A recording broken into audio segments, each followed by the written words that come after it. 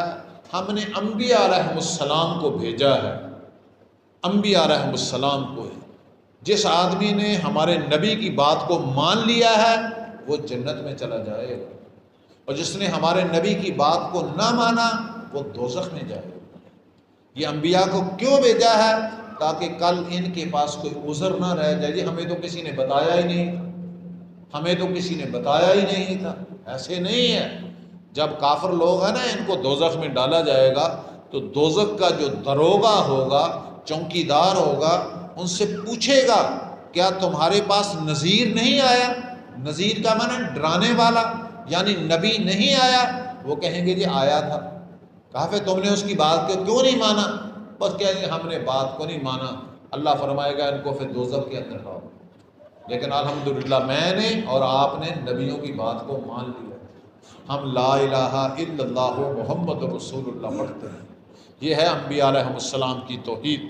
فرمایا ان لوگوں کے لیے جنہوں نے کفر کیا اپنے رب کے ساتھ جہنم کا عذاب ہے، وبئس المصیر، بری ہے جگہ لوٹ جانے کی، اذا القوا فیہا سمعوا لہا شہیقا وہی تفور، جب ان کو اس کے اندر ڈالا جائے گا سنیں گے وہاں ایک آواز، گدے کی آواز۔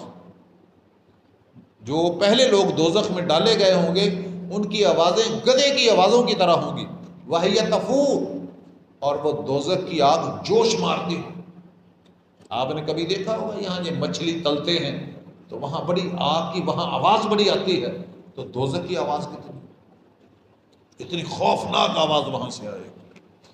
تقادو تمیز، قریب ہے کہ وہ پھٹ جائے غصے سے۔ جب بھی ڈالے جائے گے اس میں ایک جماعت سوال کرے گا ان سے، دروغہ اس کا، کیا تمہارے پاس نذیر نہیں آیا تھا؟ نذیر سے مراد نبی، ڈرانے والا۔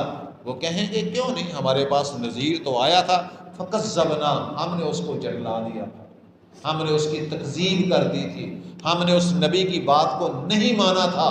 ہم یہ کہتے تھے یہ اللہ کا کلام ہے ہی نہیں ہے، یہ اللہ کی کتاب ہے ہی نہیں ہے۔ یہ کہنے والے بھی گمراہ ہیں، ان کے ماننے والے بھی گمراہ ہیں۔ اللہ نے فرمایا اچھا، کہیں گے ہاں اگر ہم سن لیتے، ہم سمجھ لیتے، آج ہم دوزخ کے اندر نہ جاتے۔ پھر وہ اپنے گناہوں کا اعتراف کریں گے۔ اللہ فرمائے گا تمہارے لیے ہلاکت ہے، اب تجھے دوزخ میں ڈال دیا جائے گا۔ جن لوگوں نے نبیوں کی بات کو مانا ہے، توحید کو، رسالت کو، وہی جنت میں جائیں گے۔ جنہوں نے نہیں مانا وہ جنت میں داخل نہیں ہو سکتے۔ آگے جن لوگوں نے مانا ہے ان کے بارے میں اللہ فرما رہا ہے ان الذین یخشون ربهم بالغیب لہم مغفرۃ واجر کبیر، بے شک وہ لوگ جو ڈرتے ہیں اپنے رب سے بن دیکھے۔ ہم نے تو رب کو دیکھا نہیں، کسی نے بھی رب کو دیکھا نہیں، اللہ تعالیٰ کو کسی نے بھی نہیں دیکھا، بن دیکھے سارے مان رہے ہیں۔ اللہ فرماتا ہے جنہوں نے مان لیا ہے نا مجھے، لہم مغفرۃ، ان کے سارے گناہ معاف کر دیے جائیں گے، واجر کبیر، اور ان کو بہت بڑا اجر دیا جائے گا۔ آگے اللہ کریم فرماتا ہے بندہ خدا چاہے آہستہ بات کر چاہے بلند آواز سے بات کر، جو تیرے سینے میں خیالات گزرتے ہیں وہ بھی اللہ کے علم ہے۔ تیرے سینے میں جو خیالات ہیں نا، انہ علیم بذات الصدور، یہ نہ کہ مجھے جانتا کوئی نہیں ہے۔ جو تیری آنکھیں خیانت کرتی ہیں وہ بھی اللہ کے علم میں، اس سے کیا چھپ سکتا ہے؟ مجھ سے آپ دھوکہ کر سکتے ہیں، میں آپ سے دھوکہ کر سکتا ہوں، وہ اللہ سے کون دھوکہ کر سکتا ہے؟ اللہ تعالیٰ کیا فرماتا ہے؟ فرمایا وَأَسِرُّوا قَوْلَكُمْ، قول کہتے ہیں گل نو، بات نو، فرمایا اپنی بات کو چھپاؤ چاہے اپنی بات کو ظاہر کرو، وہ جاننے والا ہے بذات الصدور، وہ تو سینوں سے گزرنے والے خیالات کو جانتا ہے۔ الا یعلم، کیا نہیں جانتا جس نے پیدا کیا؟ وَهُوَ اللطیف الخبیر، وہ بریک بین ہے اور خبردار ہے۔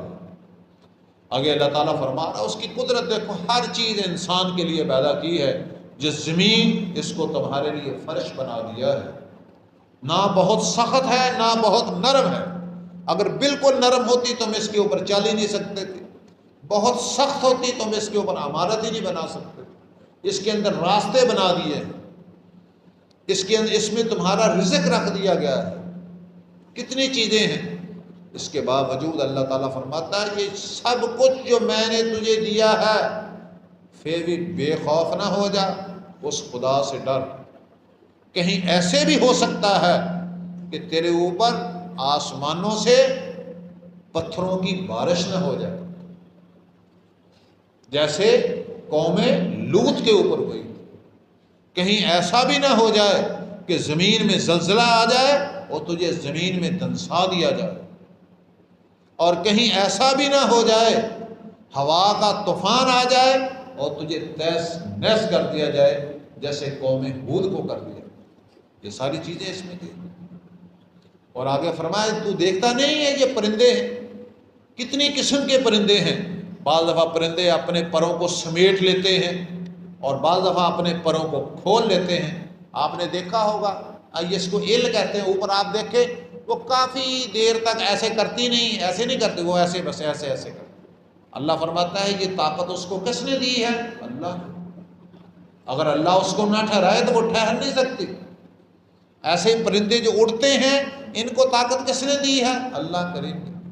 اور ایک پرندہ آپ نے دیکھا بھی ہوگا، کبھی فصلوں میں جائیں، جس کو چھکڑا کہا جاتا ہے، وہ ہیلی کاپٹر کی طرح کھڑا ہو جاتا ہے ایسے۔ میں نے کئی دفعہ اس کو دیکھا ہے، وہ ایسے ایسے کرتا رہتا ہے، کھڑا رہتا ہے۔ او اللہ کی قدرت کیسے!